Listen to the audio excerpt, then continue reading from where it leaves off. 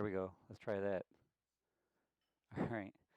So tonight we're going to go over instrument approach plates and work through the instrument approach briefing. Uh, I sent you guys I gave you guys a checklist, and on the back of that checklist, it has a pre-approach briefing that kind of walks you through the instrument approach plate. If you have it handy, you want to follow along with that as we go through these, I think it'll be helpful. And big thing is just want to develop a routine for being able to quickly interpret the data on an instrument approach plate so that you can execute it in a fairly short period of time. So I have on there starting the approach briefing about 30 miles out or so. It's about where you want to get the ADAS report. You know, when you listen to the ADAS information, one of the pieces of information they're going to give you on the ADAS is what approach is in use. So it gives you plenty of time to get the approach plate briefed and get the airplane set up before you have to do the approach. If you're going into a non-towered airport, that's usually, when you're talking to the final approach controller for the area that you're flying, one of the questions they're going to want to ask you is, what approach do you plan on doing there? So to have that answer, we need to get the weather information. So usually, like I said, about 30 miles out or so, we should be able to listen to the automated weather. Sometimes those channels can be a little weak, so somewhere between 20 and 30 miles out anyway. And then we just kind of follow a top-down briefing technique to go through each of the different instrument approaches, procedures on the plate. So let's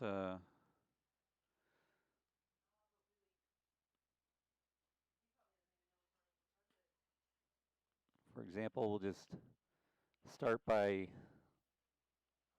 using the instrument approach for our airport here, runway 10. So one of the nice things about ForeFlight and a lot of the other flight apps that are out there, as you can see, it's got a nice red button there telling us right away that there's some notices to airmen that apply to this instrument approach. Reading through all the procedure there, it tells us that the LPV decision altitude is not authorized. The LNAV VNAV decision altitude is not authorized. The procedure is not authorized at night. And disregard the note when the visual glide slope indicator is inoperative, straight in, and circling approach. So at night. So basically, right now we can't do the instrument approach using the LPV minimums or the LNAV VNAV minimums. We have to use just the regular LNAV minimums, and we can't do the procedure at night. So that's usually a good place to get started with this information. But right up at the top, it tells us it's a WAS-enabled approach. We've got the final approach course kind of telling us what we can expect, what our goal is to get on a final approach course of 100. We've got the runway landing zone information, so we know we have 3,803 feet of landing runway, touchdown zone elevation 424, and which is also looks like is the highest point on the airport, 424. The note here, disregarding the fact that there's a NOTAM, it says here that when the visual glide slope indicator is in op straight in and circling for runway 10 procedures are not authorized at night. Same thing with, so you can't, if the PAPI lights are out of service, it's telling you you can't use a circling procedure to land at night. we don't have to worry about the visibility reduction for helicopters. And it tells us if the local altimeter setting is not received to use Rochester's altimeter setting. And if we do that, we have to increase the decision altitudes by 77 feet and the minimum descent altitude by 80 feet. So if our automated weather station was out of service, we have to raise the minimums. And it tells us that the LPV for all categories, we'd have to raise that a quarter mile. And for Cat C, which we don't have to worry about, we'd have to raise that a half a mile. So you want to go through the notes. The T up here tells us that there's alternate takeoff minimums, and there's alternate minimums. So it tells us here that we cannot use this approach as a, is not authorized as a alternate approach or alternate airport approach. Then we got the textual description, gives us a textual description of what to expect if we can't get into the airport. So we have to climb to 3,100 feet, direct to Walco intersection, and get into the holding pattern. We got the frequencies in the order that we would expect to use them. And then we go down into the plan view, where we're going to find the different options as far as the initial approach fix goes. So you can see that this one here has 3 initial approach fixes. And you would just generally want to pick the one that was most convenient to you for the direction you're coming in from. So if I was coming from the south, I would more than likely pick Zycad. You can see that the way they have it kind of figured is, what they're suggesting here is that if you're coming from this direction here, your Zycad would be the one to think about using. If you're coming from this half, they want you to use or consider using Goyer. And if you're coming from this sector up here, they're referencing Sobach there. And that's for these terminal arrival areas, or TAAs. So recall then the TAA is, if you've been cleared for the approach, then once you get within 30 nautical miles of Zycad intersection, once you're cleared for the approach, you can automatically begin a descent down to 3,900 feet. And then when you get within 9 nautical miles, you can begin descent down to 3,000 feet without any further clearance. The only thing that would preclude that is if they told you to maintain some higher altitude until crossing Zycad intersection, if they named it specifically. But if they said maintain 4,000 till established, then once you're within the TAA, you're considered established. And you begin down to those altitudes as necessary. Coming from this side here, if you were going to be using Goyer intersection, it tells us that there's no procedure turn. So you would not expect to use a procedure turn once you cross Goyer. The expectation then would be that you would, something a little bigger here. The expectation is that you would hit Goyer intersection and then immediately start a turn onto the final approach fix there. If you felt like you needed to do a hold over Goyer, you would need to request that from air traffic control. On the GPS in the airplane, typically when you load this approach in there, it comes up with a message asking you if you intend to do the procedure turn. Now, it's only going to ask you if you intend to do it if it sees you coming from this side.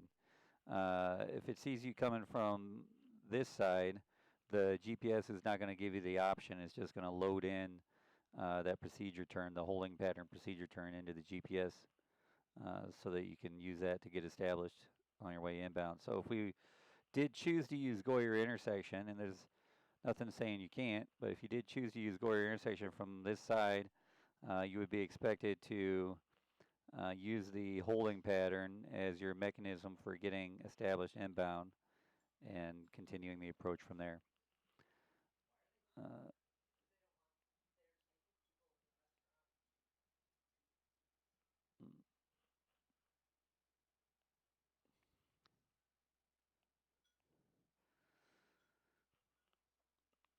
okay, so if we were using Zycad, which if I was coming from the south would be the one I would most likely use if I was coming from over here. I would cross Zycad, you know, and stay at or above 3,000 feet. It says no PT, so no procedure turn, which means that you're not going to use a holding pattern. You're just going to make that turn and go. Now these are flyby waypoints, meaning the GPS is going to give you turn anticipation, so you don't fly over it. It tells you when to start your turn based on the your ground speed and the number of degrees you have to do, and assuming that you're going to be doing a standard rate turn. Once you're established inbound on this next course line, you see you can go down to 2,100 feet. Now, and being established inbound means that you have to be within 3/4 scale deflection. Personally, I like to stay within half scale deflection is on the outside, but you get up to 3/4 scale deflection to be considered established on the inbound course. As you have to stay at or above 2,100 and cross Lively, which is labeled here as the final approach fix. And at that time, you would start down, and that would take you to the missed approach waypoint, which you can see is a fly over waypoint because it's got that circle around it, so you do have to cross over that. And hopefully by then you see the airport and you can get in and land. So also on the plan view, it kind of shows you what's going to happen if you have to go missed. You can see the holding pattern route of flight and the holding pattern that you would end up getting into out here. And it's saying using a 4 nautical mile hold, so it's just a distance hold over there.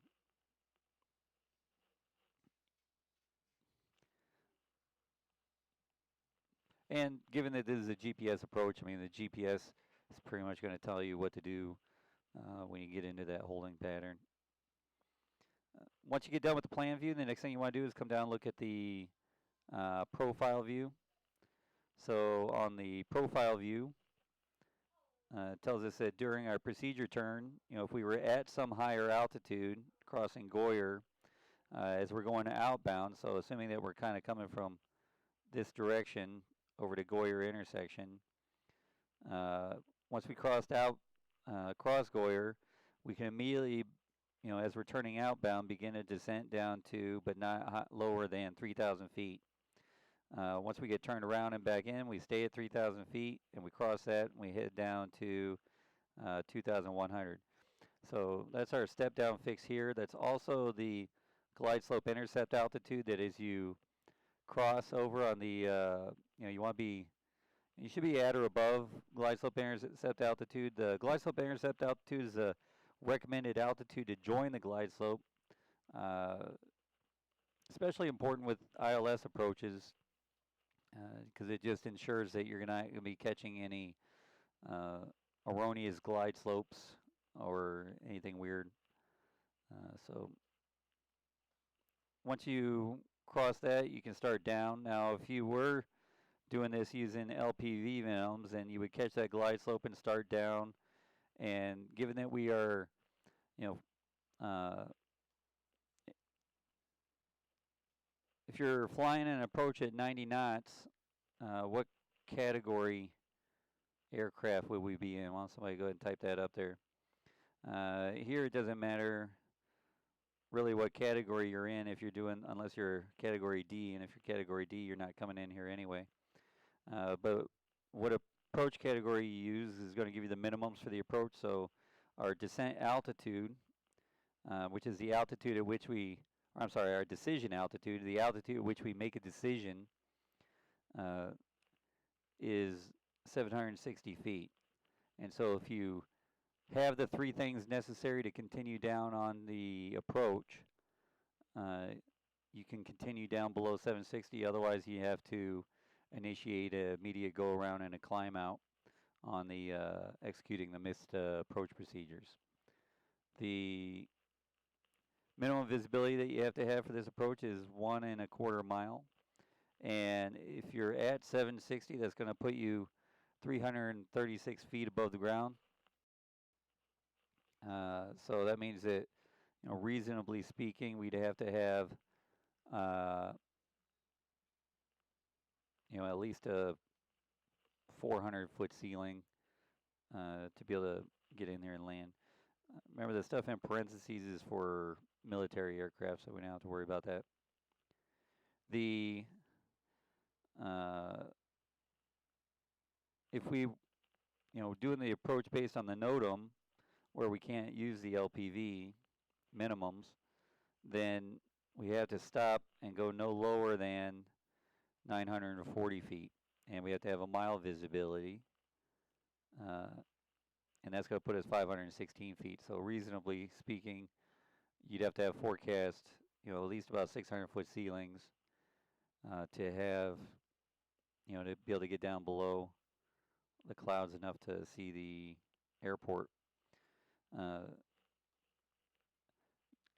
One of the things I like to do, usually during, generally good conditions anyway, but to save time coming back from some practice approaches at Rochester, we might do the RNAV 10 approach at Williamson with a circle to land at runway 28.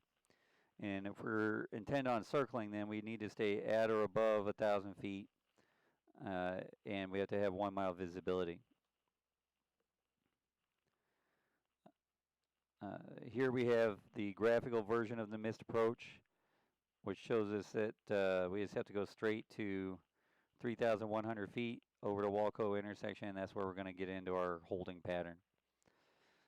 Now, if you're flying the approach category, A goes up to 90 knots, and your approach category is determined by 1.3 times the VSO of the airplane.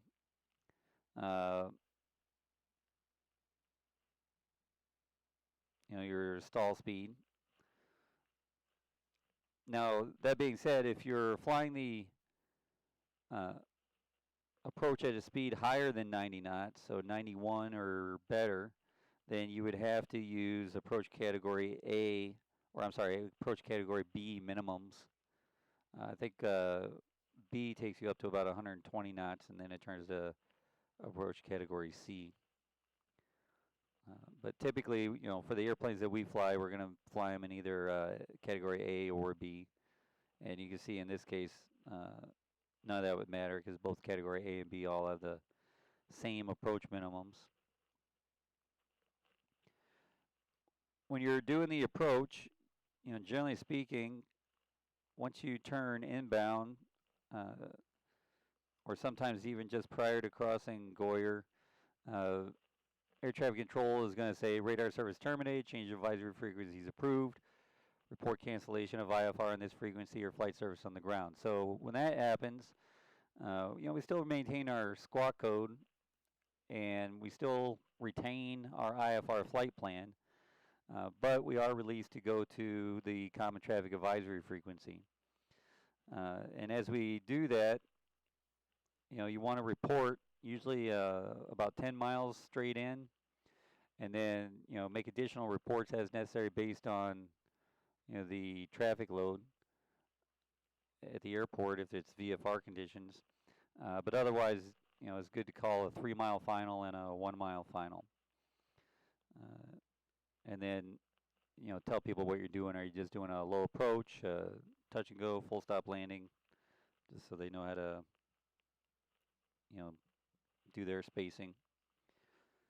You can see here the distances are given down here. We got 5.1 nautical miles from Lively to the missed approach point, 6 miles from Goyer to Lively. So, anywhere just past Goyer, you're approximately 10 miles out. That'd be a good time to give a radio call. Now, the Airport diagram over here. Hang on, let me adjust something here.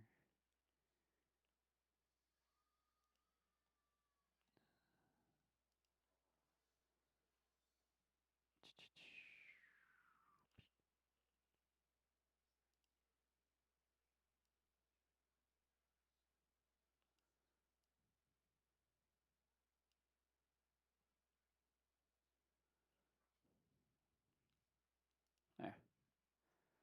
Not sure why I always have to resize everything. Anyway, the airport diagram over here is going to show you,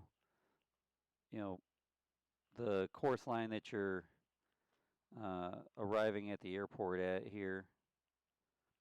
So you kind of know, what to look for outside. We can see it shows that we have some PAPI lights, and it shows you what side of the runway they're going to be on. So as you're coming in on approach runway 10, they'll be on the left side.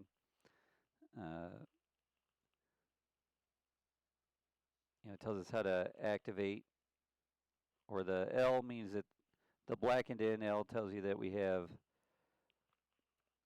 pilot controlled lighting, and we also have runway end identifier lights, the 2 flashing strobes at the end of the runway. Now we have to be able to go below our decision height or minimum descent altitude. Remember, we have to have 3 things to allow us to go below.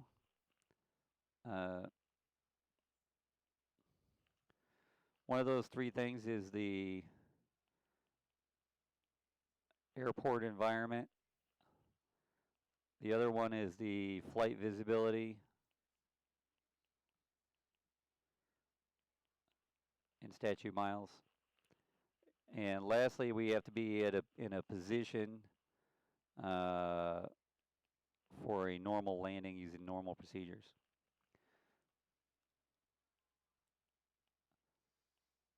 They really recommend not doing any descent rates greater than 1,000 feet per minute. If you're doing a non-precision approach where you're not following a glide slope, I do like to usually, pass the final approach fix. I like to get the airplane into about a 700 or 800 feet per minute, foot per minute descent. With the idea being that you want to be able to get down to that minimum descent altitude and level off just above it, 2 to 3 miles away from the airport, so that you have time to scan for the airport. And the point where we go visual at the end of the approach is actually one of the more stressful parts of the approach, because we have a lot going on. We're trying to maintain all our navigation, altitude, airspeed, heading altitude, airspeed, staying on our course line, and glide slope if we're doing a precision approach, as well as looking outside to see that we can, see if we can find the airport. So that's a very, very stressful time. A lot of stuff going on, and don't be surprised if you're doing this in actual limited visibility. Even if you have 2 or 3 miles visibility, I've done approaches with students, where you just don't see the airport. You fly right past it, and it's not uncommon. That's why we have a missed approach procedure, and then you just have to go missed, and advise ATC what you want to do next. Try the approach again, or find some alternate approach or go to your alternate airport. But it's not completely uncommon to just not see the airport, even if you are in technical visual conditions. Let's look at some other approaches in the local area here. Ones that I like to do around here. Another one I like to do is the ILS or RNAV runway 28 approach at, oh, that's not the one I want right now. Let's do the ILS at, here we go, the one at Genesee County. So doing the ILS approach here, starting at the top, we see this the ILS or localizer runway 28. So localizer would be the non-precision version of the approach. The ILS would be the localizer version. in the upper left-hand corner here, we have the, if you're trying to get things set up quickly, a lot of GPSs certainly have, most of the instrument, if not all of the instrument approaches in there. They most of them have all the instrument approaches in there, but it can take some time to plug all that stuff in. Uh, in a lot of the ways, if you're doing an instrument approach, it might be faster and easier just to manually set in the navigation data versus using the GPS if you're running low on time. And at minimum there for this approach, especially if you're getting vectors, you'd want to get in the localizer frequency up here, 108.9, and you would dial your OBS to 282 as the final approach course for the runway. It tells us the landing information. Again, we can't use this one for alternate airport, and there's some alternate takeoff minimums on departure. If they don't have the local altimeter setting, we're using the Rochester one, and we have to increase visibility and decision altitudes and MDAs. No autopilot coupled below 1433. Tells us what kind of approach lights we have for the ILS approach and generally what they look like. Again, blackened in means it's pilot controlled lighting. And the missed approach procedure tells us to climb to 1,500 feet, then a climbing right turn to 3,000 via heading 130. We're going to fly the localizer. That's the letter I. Remember, always starts with a, so we know that's a localizer. East course to Poxy intersection and holes. So we're going to have to look at that. We have the airport information. You can see that even though it's a non-towered airport, they do have clearance delivery, which is nice because, again, coming into our airport here, if you find yourself in visual conditions where you got the runway, you see you're going to be able to stay VFR, you can call air traffic control back and let them know that you want to cancel your IFR flight plan. Just make sure, again, that you're in good VFR conditions and going to be able to stay VFR. Otherwise, you have to wait and cancel it on the ground. And on the ground, you're going to have to call flight service or the clearance delivery phone number to cancel it. At Genesee County, you'd be able to cancel it just by calling clearance delivery there on 121.8. We got 3 initial approach fixes if we were not getting vectors. One of them, we have the Rochester VOR here. See, we got Poxy intersection here and Geneseo down here. So depending on where you're coming from, you pick the instrument approach initial fix that made the most sense. Coming from our airport, most often we probably use the Rochester VOR. And you can see that's where the thick black line starts. So that's, the thick black line means that you're on a portion of that instrument approach. As you start in there, you can see there's a note, procedure not authorized for arrivals on these radials, 264 clockwise to 288. So if you're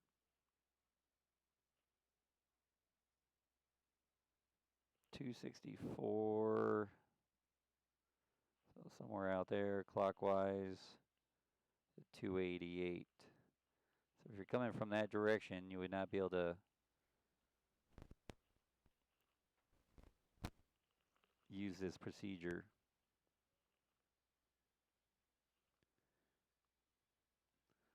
But once you're cleared for the approach, you would cross the Rochester VOR and turn time tune out onto the 256 radial leaving Rochester. So you want to get on that. And then you're going to cruise down until you hit Poxy intersection. Now in setting up your navs, you want to kind of strategize, if you have 2 nav receivers, your primary nav receiver is usually going to be the one with the glide slope on it. Sometimes you have dual glide slopes, but a lot of times your secondary nav may just have a CDI. And so, knowing that I want to catch the localizer here at Poxy, what I would probably have set up is on nav 1, I would have the localizer set in there. Uh, so on nav 1 we have the localizer, and then on nav 2 I would have Rochester. So I'd fly this course line, the 256 radial, on nav 2 with nav 1 ready to go with the localizer frequency, so that as I got closer, when that's centered up, I can turn and follow that in. As we're flying this course from Rochester, you can see we can go down to 3,000 feet. Once we cross Poxy intersection, we've joined the ILS inbound, we can go down to 2,400 feet. We do have an outer marker, so we'd want to make sure that we had our marker beacons turned on. Remember, on the marker beacons, the audio portion of it, and this is an outer marker, so it's just going to be the constant dashes, but the audio portion is just a wake-up call. You're not physically considered over the outer marker until you see the blue light start to flash. And that's more than likely where you're going to find your final approach fix. And that'll take us into the airport, and then you can see the missed approach has us coming around and flying back to the localizer back course there. On our way back out to Poxy intersection. Now the holding pattern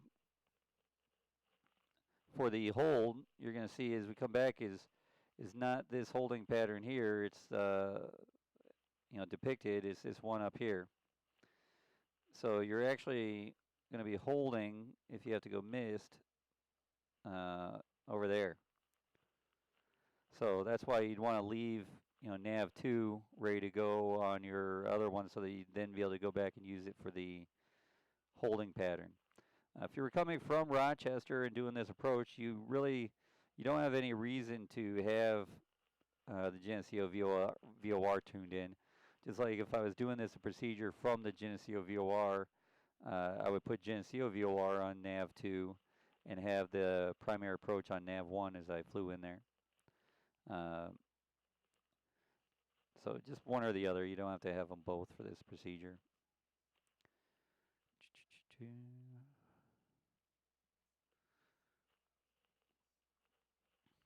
So we have our minimum safe for sector altitudes, and that's for emergency purposes. If some reason we lose navigational data, or we don't know where we are and we just need to get a climb and get a safe altitude, this is referencing the Rochester VOR, 25 miles out from the Rochester VOR. You can see if we were north of the Rochester VOR, we'd want to get an altitude above 2,600. If we're south of Rochester VOR, we'd want to go 3,600. And if you're at or above those altitudes, then you're going to be guaranteed 1,000-foot obstacle clearance in that sector.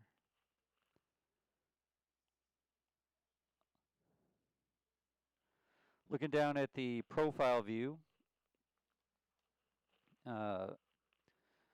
we can see that we've got Poxy intersection depicted here. This little cross here represents the final approach fix if we were doing the localizer approach, but you can see that the glide slope intercept is pointing to a location prior to the final approach fix. So what that's telling you is that you're going to intercept that glide slope prior to crossing the final approach fix, prior to getting to that outer marker. The reason for that, I believe, is because they extended the runway out this way. So this is still referencing the old instrument approach here, but still used for the non-precision or localizer approach. So you're going to be crossing the glide slope prior to, or starting down on the glide slope prior to crossing the outer marker. And then you have another note here that says the visual glide slope indicator and the ILS glide path are not coincident. You can see here that if we're on the localizer, we're going to have a glide slope of 3 degrees and a threshold crossing height of 56 feet. The visual glide path, which like I said, is probably lined up for when the runway was shorter, is also 3 degrees, but it's got a threshold crossing height of 62 feet. So that means that visually, even though you may be on the localizer, when you see the glide slope, looks like it's got a PAPI. When you see the glide slope, in this case, it's going to show you below glide slope visually. So you might see a couple of red lights showing there, or some red lights. So that's an important note so that you don't freak out once you go visual there. You just want to make sure that you're on your glide path.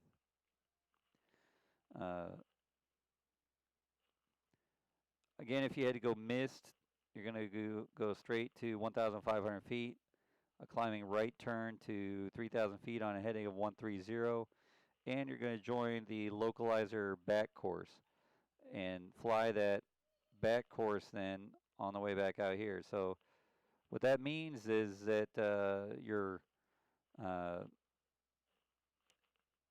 VOR needle or your CDI is going to be reverse sensing.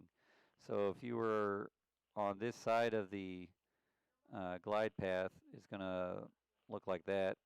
And if you're on this side of the glide path, it's going to look like that, which is the same if you're going inbound, and then it's going to be indicating correctly if you're going inbound. But if you're on your way outbound, then you are the needle, right? So you're reverse sensing, and so you want to bring the needle back to the center by making those corrections there. And it looks like if we were getting into this holding pattern depicted here, whoa, settle down. If we're getting into this holding pattern here, as is depicted, we're coming from the fixed end on the protected side, so that tells me that it's going to be a parallel entry. So we would go out parallel, come back inbound, and join our holding pattern there.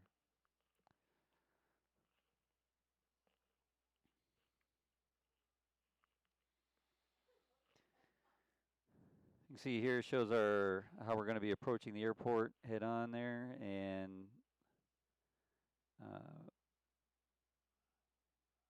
can see the distance. It also gives you down here distance from the final approach fix to the missed approach point. And down here in the minimum section, we need 1,260 feet is our, I'm sorry. If we're doing the straight in and ILS approach, then our decision height is 1,111, and we have to have a half-mile visibility, and that's going to put us 200 feet above the ground. So it's a classic Category 1 ILS approach, half-mile visibility and 200-foot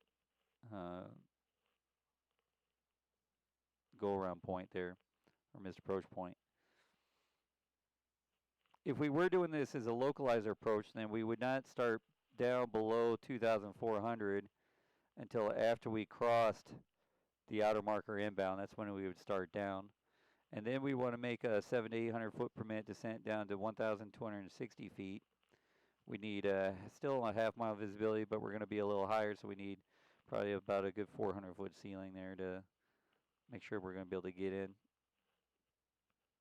If we plan to circle to land, we got to be a little higher yet, and we got to have a mile visibility for categories A and B. So probably the most confusing part of this approach, the things to note that are unusual would be, one, the fact that we have to fly a back course back here. We got a holding pattern that's not obviously depicted, showing up here. We've got an ILS approach that's not aligned with the visual approach. And we're going to catch our glide slope prior to getting to the marker beacon there. All right, we're going to look at another one.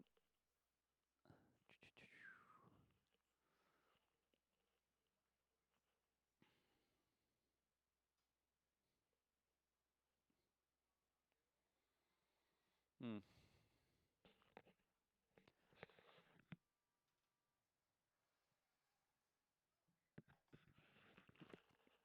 All right, so this is the RNAV approach for runway 25 at Rochester. You see, it's a WAS approach. Uh,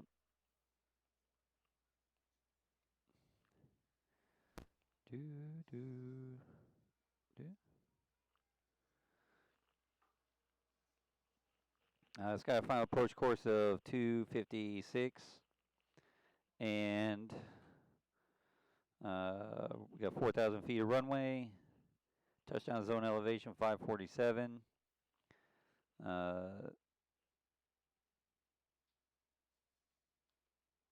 There's some alternate takeoff and alternate minimums for planning purposes. Missed approach has us climbing to 3,000 direct to CPAG intersection on a track of 275, and then to Monk intersection and hold. So it looks like we got to fly over the missed approach point, and then we head out to that point there, and then we're going to make a turn out to Monk, and it looks like it would be a parallel entry that we'd want to do to get into that holding pattern there.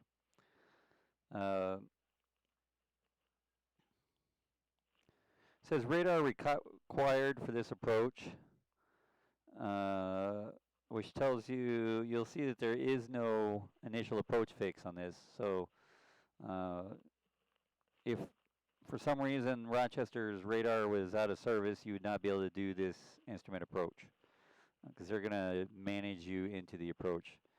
And that's either going to be vectors for the final approach fix, or sometimes they'll send you to the intermediate fix up here, good old UNA intersection there. So once we cross UNA intersection, we can go down to 2,400 feet to the final approach course or final approach fix. From there, we've got an intermediate point here of Saj intersection, which is either going to, on the GPS, is either going to be labeled as Saj, or depending on the age of your GPS, it may be that you got to measure 2.3 nautical miles from the runway 25 missed approach point. So that's something that we're going to have to look at.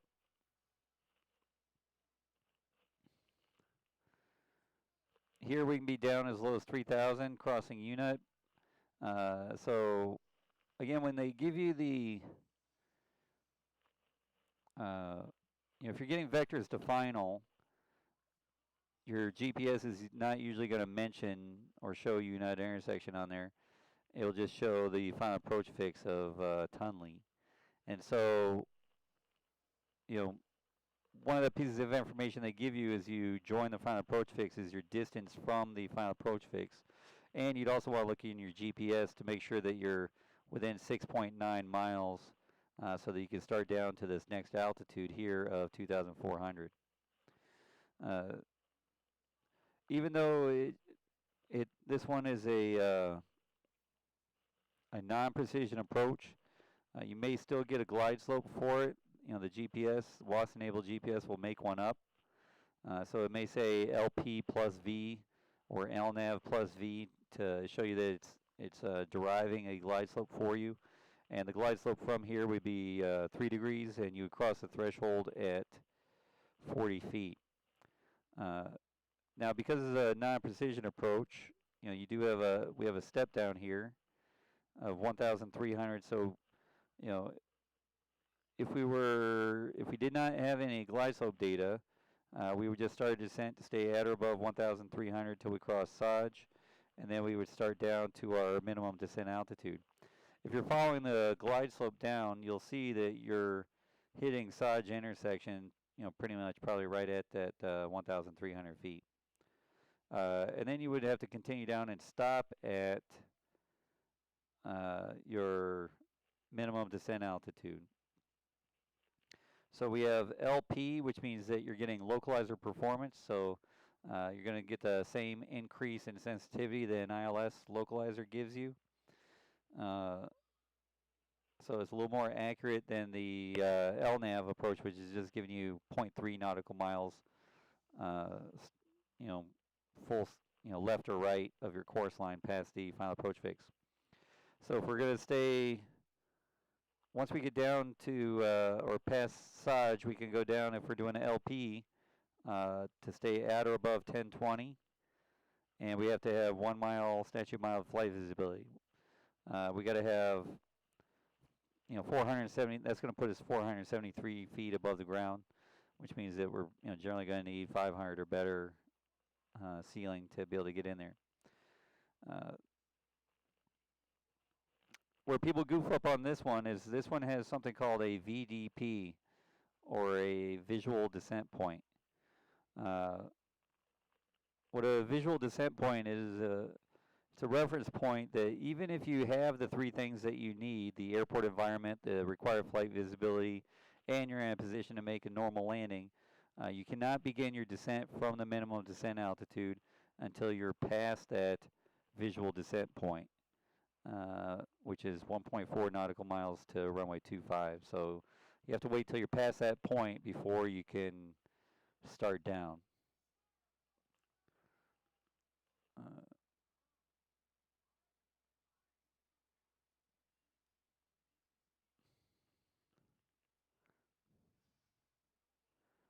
This tells us that there are enhanced circling minimums, that if you go to the digital procedure supplement, we'll give you what those are for the different approach categories.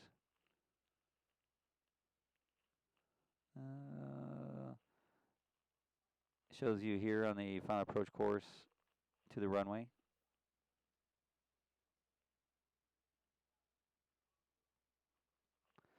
So probably the biggest place people goof up on here is going, descending before they get to that visual descent point.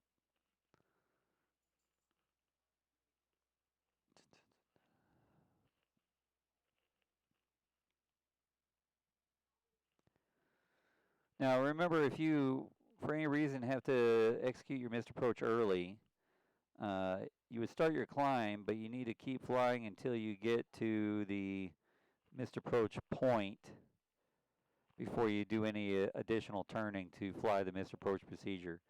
So if you go missed early, you still got to keep flying to that point before you start doing anything that requires a turn. If you lost all navigational equipment, you would begin a straight out climb and get above 3,600 feet, referencing the runway 25 approach point here to make sure that you're at a safe altitude before you start doing any turns.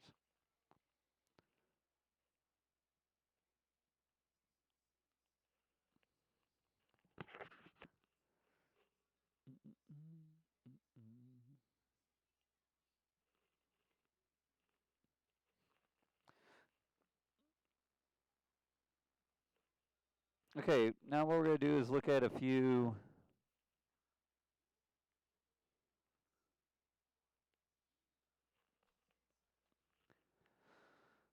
plates that are depicted on the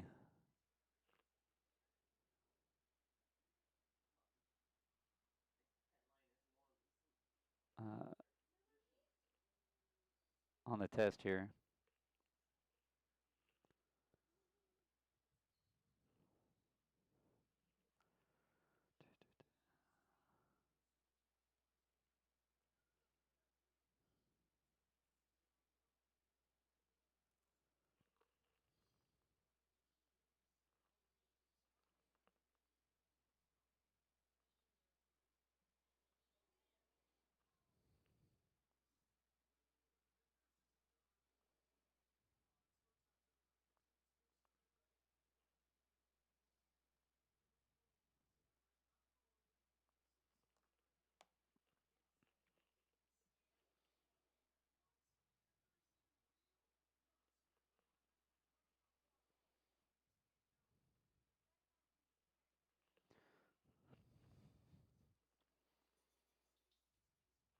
Okay, so this is the, I mentioned that there's not a lot of LDA approaches that are out there. Of course, they reference one of them here. This is the LDA approach for runway 29 at Grand Junction Regional here. Remember, LDA is your localizer type directional aid. So it's uh, like an ILS approach. It may even have a glide slope. It's going to have its uh, sensitivity is going to be between 3 and 6 degrees, just like a regular ILS. Only big difference here is that it's offset from the center line of the runway. Now, to have straight-in runway landing minimums, that final approach course has to be within 30 degrees of the center line.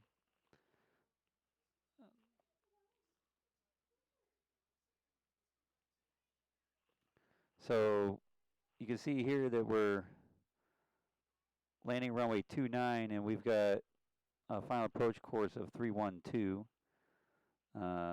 So that means that we're going to be offset by about 12 degrees or so relative to the runway. It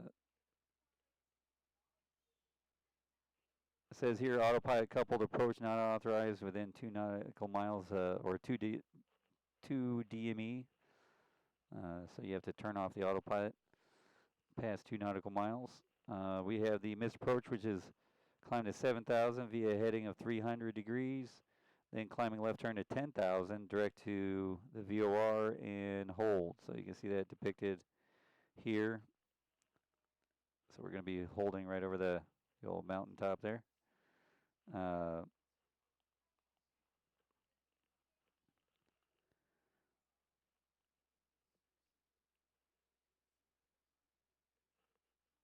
You'll notice that there's a tower frequency and also a CTAF.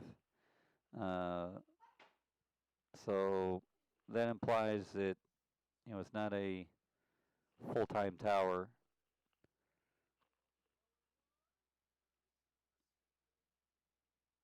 So if you're coming in after hours, then you would treat it like a non-precision airport.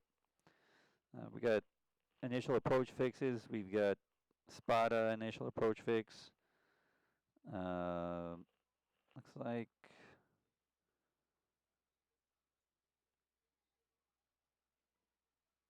that might be the only one. So we've got to get to SPADA intersection somehow. So when we're planning the flight, it'd be good to look at the en route chart.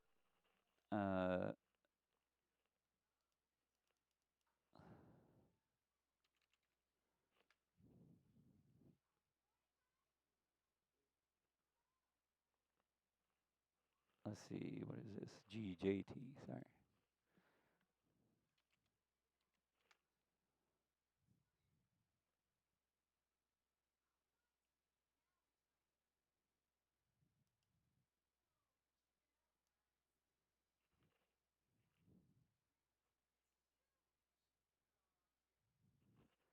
So looking at this here, we've got the Grand Junction VOR referenced. We've got the 113 and we've got SPADA intersection right there on the low en route chart. So, in making your flight planning, if you were going here, you'd want to probably include SPADA intersection into your flight planning if you're planning on doing the LDA approach. Notice how this is blackened in here. That tells us that we have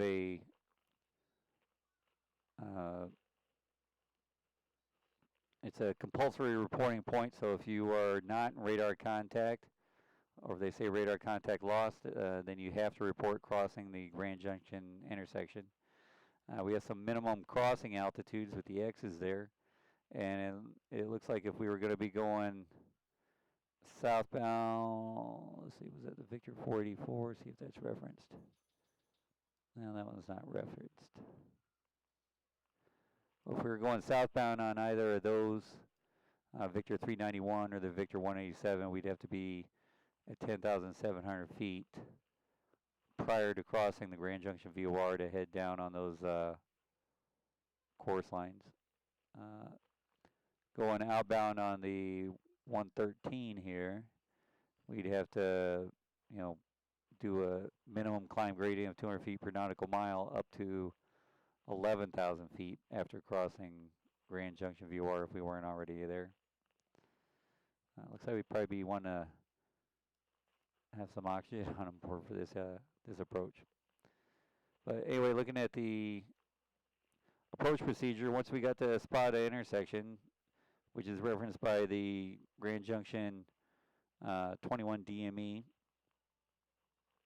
then we would catch the DME arc. So to join that DME arc, you'd want to start your turn about a half a mile prior to the 21 DME, so at 20.5 miles, you'd start a left-hand turn to join that arc, and then we'd be tuning in, the next 10 degrees, fly into that, the next 10 degrees, fly into that, and we have a lead radial here of 0.98 to tell us that it's just kind of a warning sign that localizer is going to be coming up there, so to start watching for that and expect to join that localizer inbound.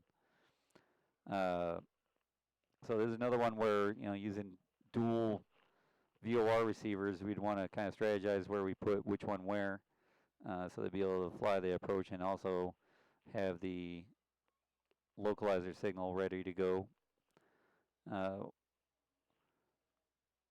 Once we join that inbound, we can go down to 7,700 feet, and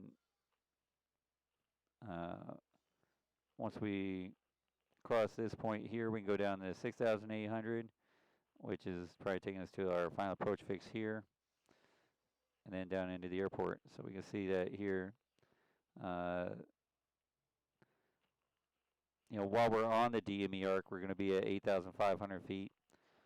And then once we start inbound, we go down to 7,700. Once we're established inbound, at 9.2, we go down to 6,800. We cross the final approach fix. So you need to figure out how we're going to. It's showing you 3 different ways to identify the final approach fix. One is if you have GPS and you plug the approach in there, you're going to have the waypoint shown there. If you have DME equipment, 5.9 DME off of the localizer signal, you can see it's got the IACD in there, which if we look here is the localizer. So the localizer has DME associated with it. If you didn't have DME or you didn't have onboard GPS, then you would be relying on air traffic control, radar. So you'd have to request that they call out that intersection. I'm not even going to try that one out. But you'd have to request that they call that intersection out so that you know when you're at the final approach fix. To join this turn here, remember if you're coming outbound, that first turn is going to be, you wouldn't want to turn exactly 90 because that would take you away from the arc. So you would turn, coming outbound, you'd want to turn 100 degrees to give yourself about a 10-degree intercept angle to put you inside the arc. And then you fly to the next 10-degree increment. So you'd end up flying perpendicular to that.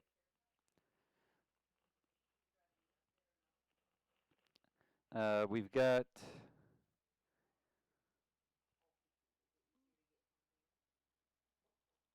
the missed approach point.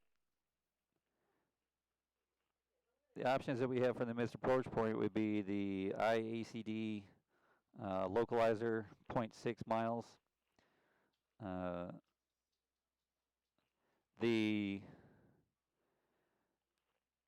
If you have a GPS and you don't have DME equipment and you want to get the distance off of the IACD localizer, you could just put in a direct to IACD and it will should have that in there as a reference point. Then you'll be getting GPS distance off of that.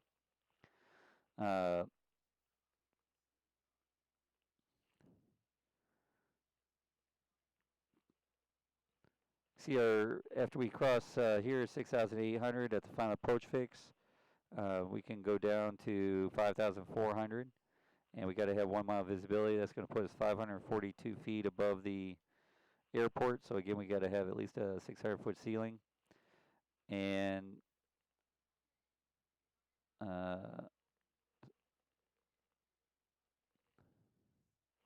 because it's got DME in there, you have to have some kind of distance measuring equipment. So either GPS or DME. So I mentioned the radar thing. I guess that technically doesn't really apply here, but it is an option. You can still ask them to tell you when you're over top of that.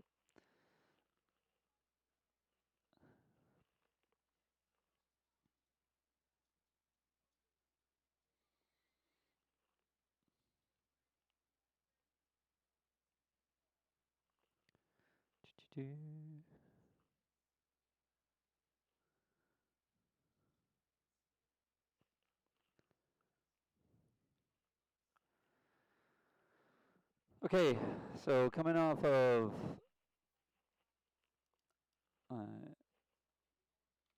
EUG,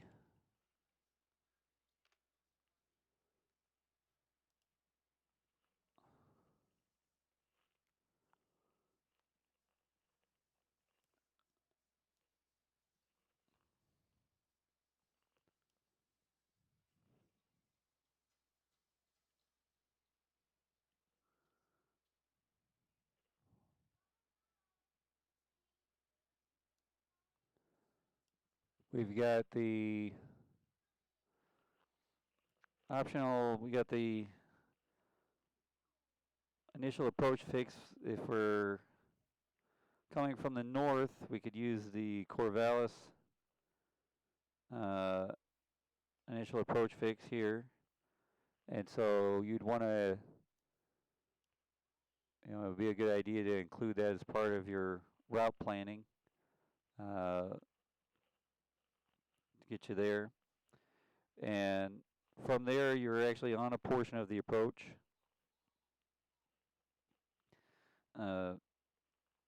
These little symbols here just to show you that it's that portion of it is not to scale.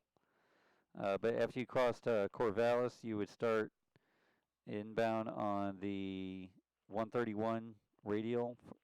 You'd be able to descend down to 4,000 feet, and you would hold that until you join the localizer inbound. You start down on the approach there. The other option would be to go to MACTA intersection here as another initial approach fix. So some options that you would have for doing this approach would be, if you're using GPS, you could fly to that point directly, then go outbound about a minute or so, and then it gives you a procedure turn bar where you would go out on a 029 heading, and then you want to make a left-hand turn away from the approach to 209 to join the localizer inbound. So you'd be flying the localizer back course there for a little while, doing that reverse sensing. The other option, if you didn't have GPS, would be to fly to the Eugene Vortac, and it gives you a radial to fly from the Eugene Vortac 346 to MACTA intersection, and that would take you, that would take you to that point here, after which you would do the localizer back course again out and do your procedure turn.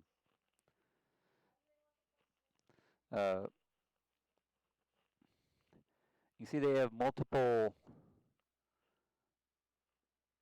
tower frequencies. So, oh, hang on. That one looks like a military one there. So I'm guessing there's probably a dual use airport. And you see that they have, two different runways there. So and it says here because of their spacing there that we talked about. I think is over 4,000 feet, or I can't remember off the top of my head. I have to look that up. But you see simultaneous approaches are authorized for this one.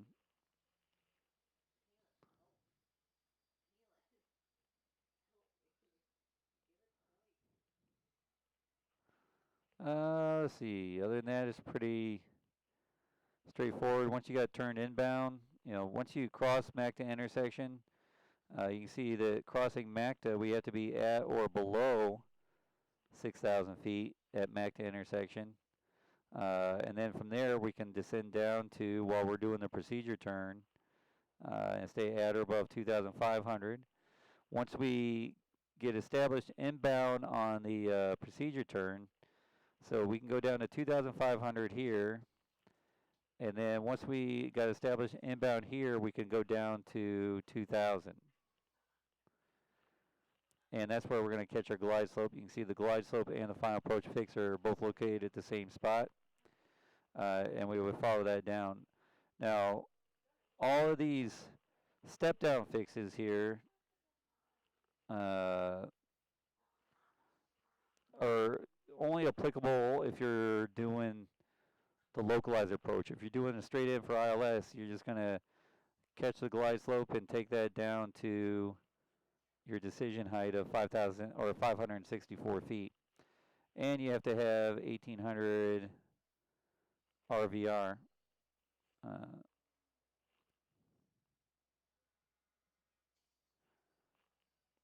Before you go missed. On the missed approach, it says we need to climb straight out to 1,000. And then we're going to make a right turn to 5,000 on a heading of 230 to join the 210 radial.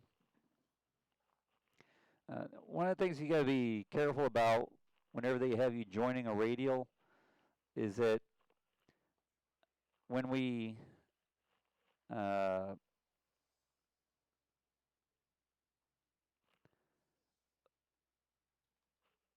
with our smaller airplanes, a lot of times we end up going, this is a 6,000 foot runway, but we end up going missed and starting that climb, and we're going slower, and we may climb to that 1,000 feet before a regular larger aircraft might.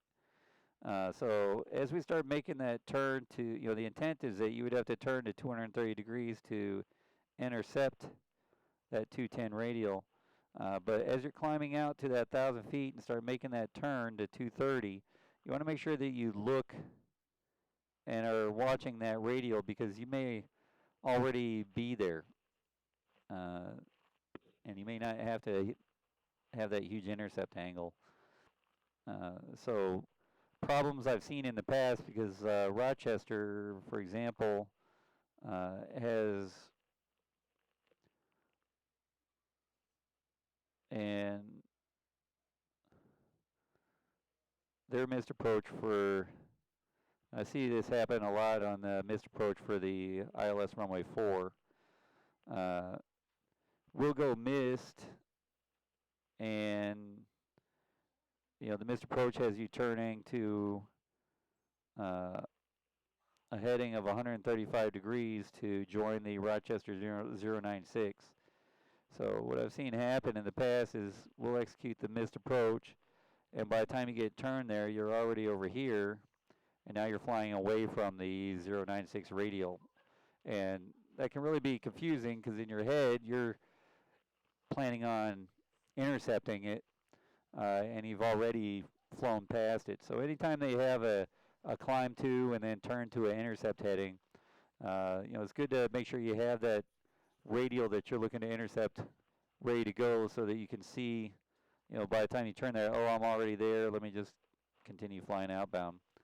So definitely something that you have to watch out for there.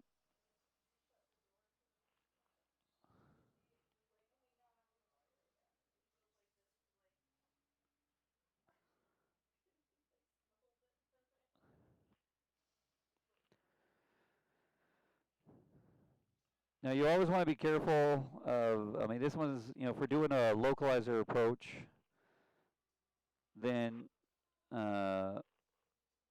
Well, one, you can see while we're doing the procedure turn, let me just point that out. While we're doing the procedure turn, it tells us to remain within 10 miles of the Eugene, of MACTA intersection there. We got to remain within 10 miles.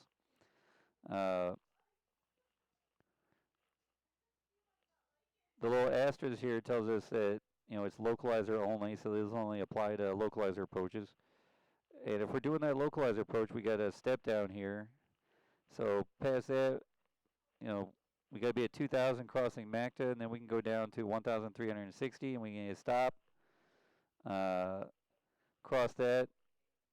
Once we cross the Winnett intersection, then we can go down to our 700 feet here, and we got to have, half mile visibility. We got quarter mile visibility there.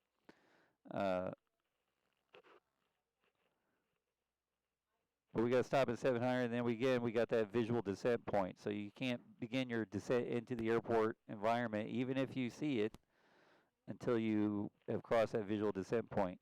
And this is telling you that you're also going to see an inner marker. So remember the inner marker, it's still a good positional awareness, but it's usually used for a Category 2 ILS to tell you when you're, if you're on a Category 2 ILS, which our airplanes are not certified for, and you have to have special training to do Cat 2 ILS, but tells you when you're at the decision point or decision height for that typically.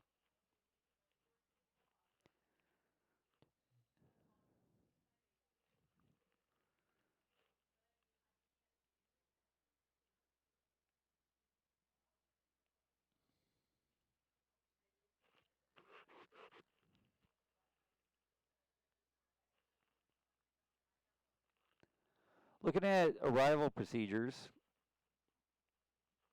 this is the Glen Rose 1 arrival. So arrival procedures are named for the fix that they are going to get you to. So that means that this one is going to get you to whatever Glen Rose happens to be. And then we have all our different transition points. So if we look here, we can find, here we go, there's Glen Rose. So all of these other points are all different transition points for getting you to the Glen Rose vortex. So when you file these, if you were coming from INK, then it would be the INK.JEN1 is the way that you'd want to file that.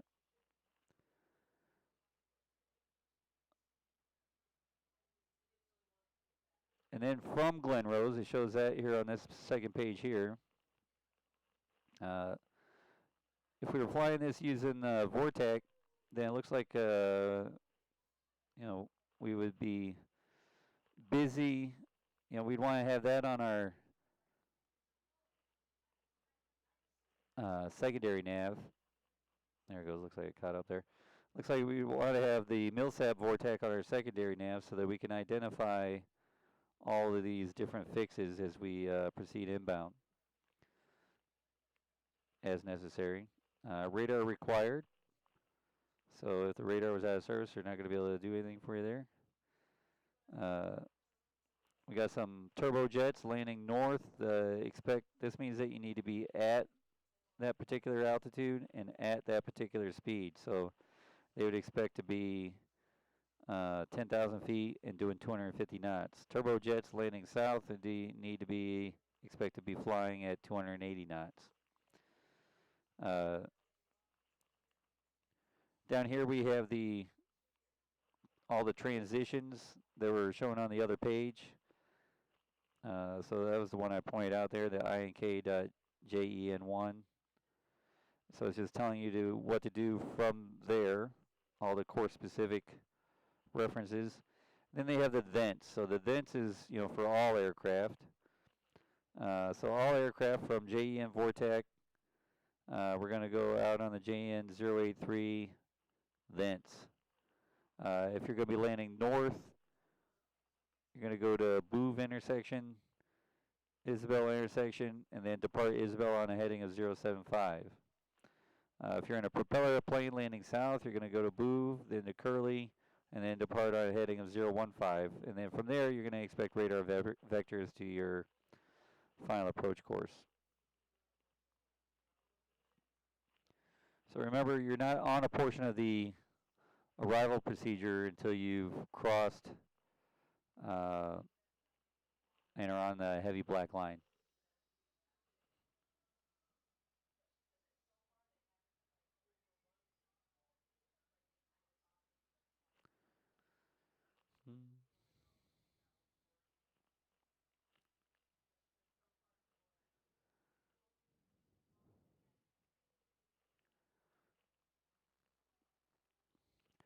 These are some of the more dangerous kinds of approaches because there's a lot of room for error on these kinds of approaches here. So this is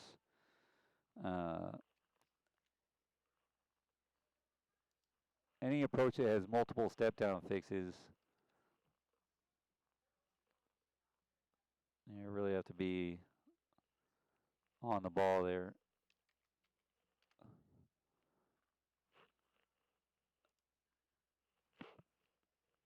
So that's getting us into Portland.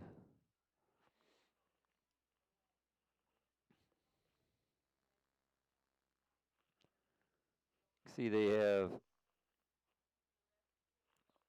to add to the complexity, you got a bunch of notices to airmen there, so make a good time.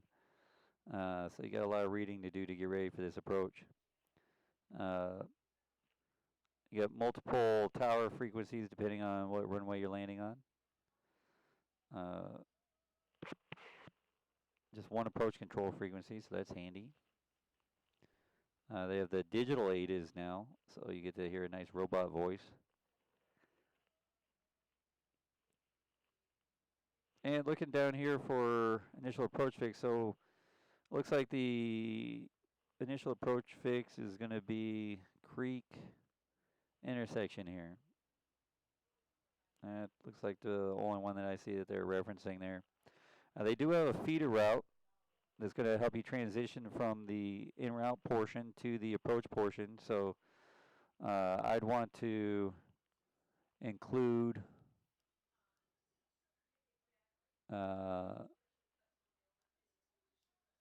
the battleground VOR or VORTAC in with my route planning if I intended to do this approach.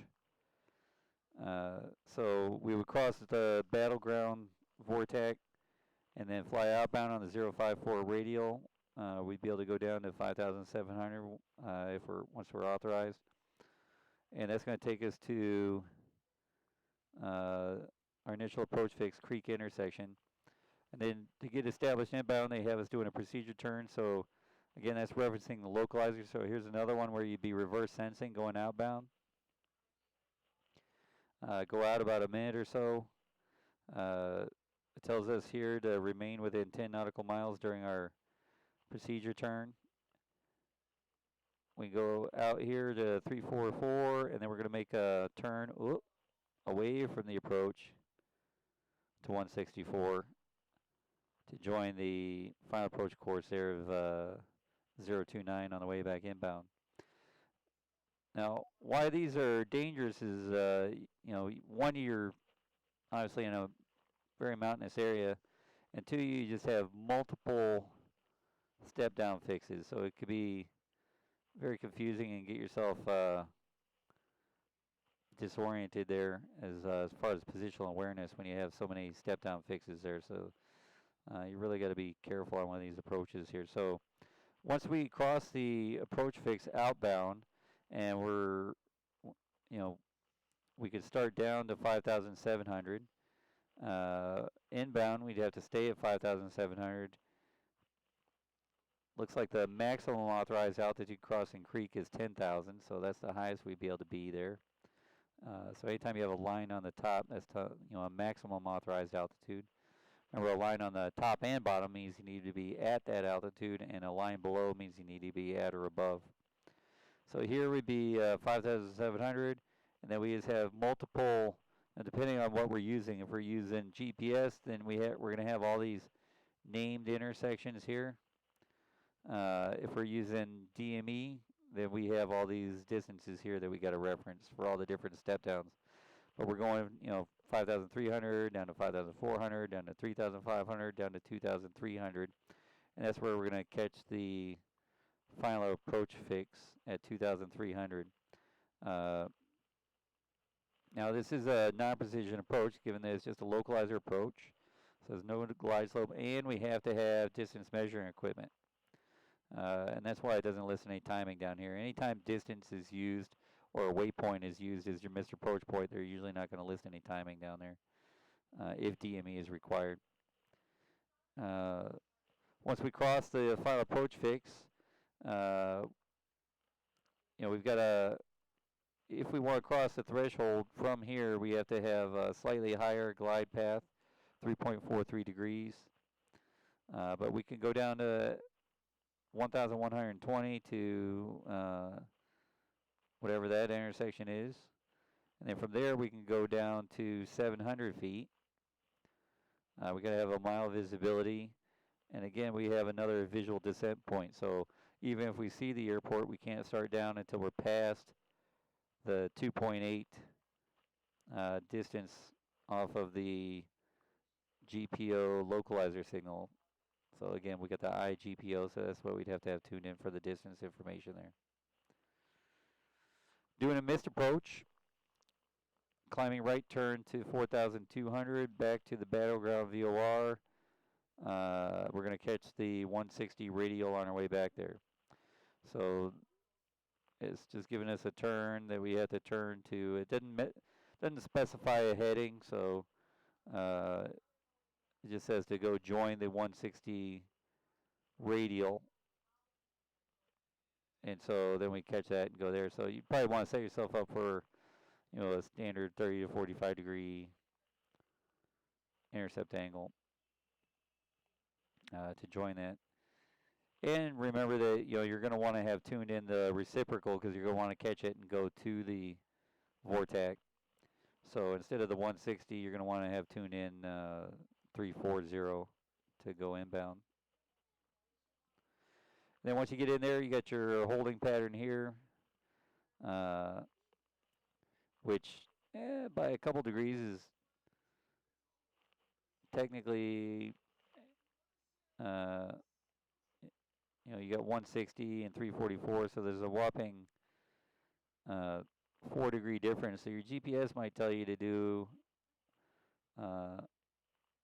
a teardrop entry to get established in the hold. Remember, the actual recommended holding procedure is based upon your arrival heading, not necessarily your course, but the heading that you're tracking your course line as necessary to get to the holding point there. You see down here it shows how you're going to be approaching the runway.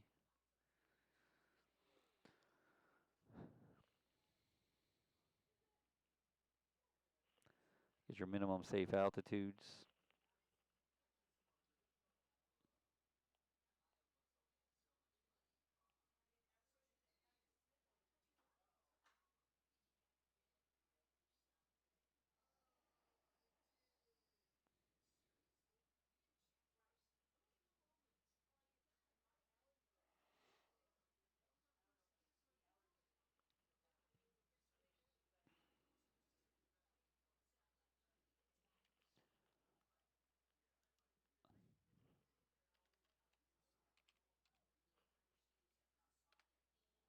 The thing I notice is, a lot of the approach plates are for those out west airports in the mountainous areas.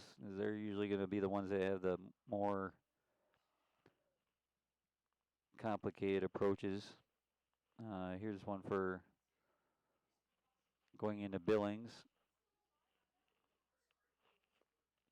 RNAV approach for runway 28 right. So that's just telling you here that there's going to be more than one GPS runway 28 right approach. Let me look that up here. See.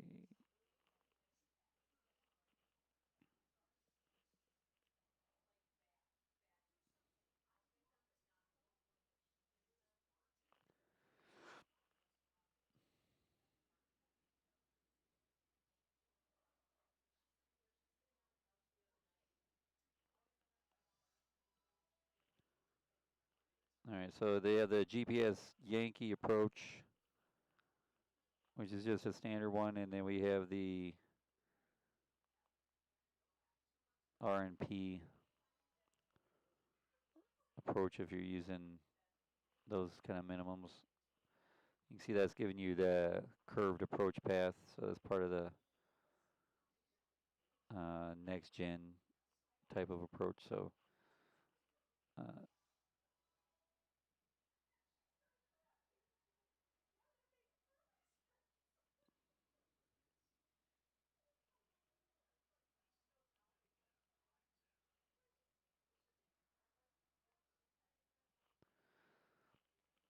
so if we're doing this approach here, this is, like I said, this is the one that they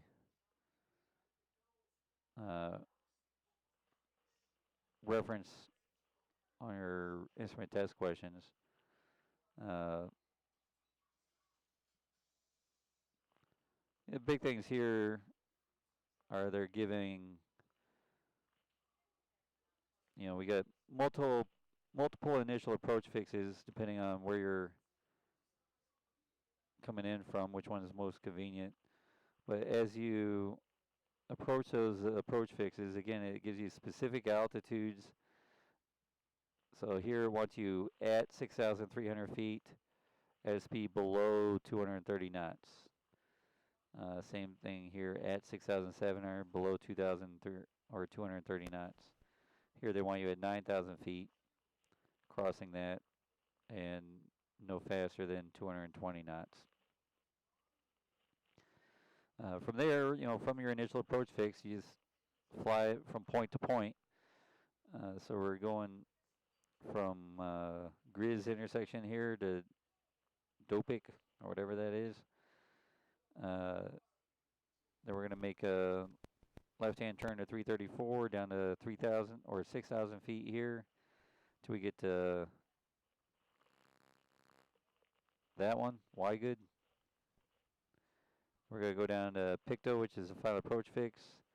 Looks like we have an intermediate point, and that's going to take us down into the airport.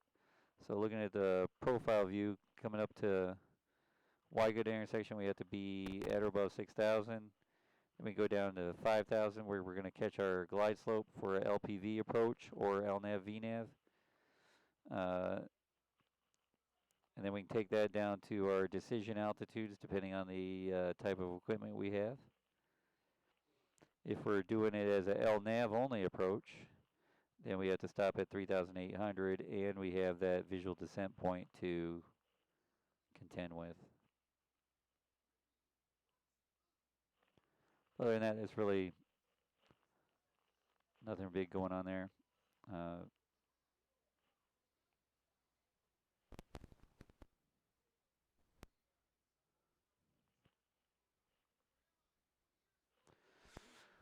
So looking through the FAA test questions, I feel like if you can just read through the basic approaches there, none of the questions, with regard to the instrument approach procedures, seem to be too difficult if you can read through the procedure from beginning to end. I didn't really see anything that was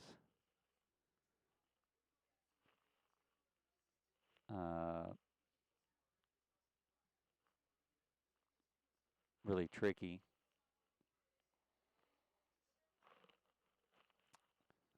what I was planning on doing, while I'm talking here, if anybody's got any instrument approaches that they would like me to talk about specifically, I'm going to pop that in the chat there and I can go over it. But uh, what I was planning on, typically doing next would be to go through an IFR planning sequence, making it more of an interactive thing. This can be a little difficult to do here. So what I think we may do is I'll just go over just a basic IFR flight plan, and then after that, I'm going to have just kind of a quiz for us to take together uh,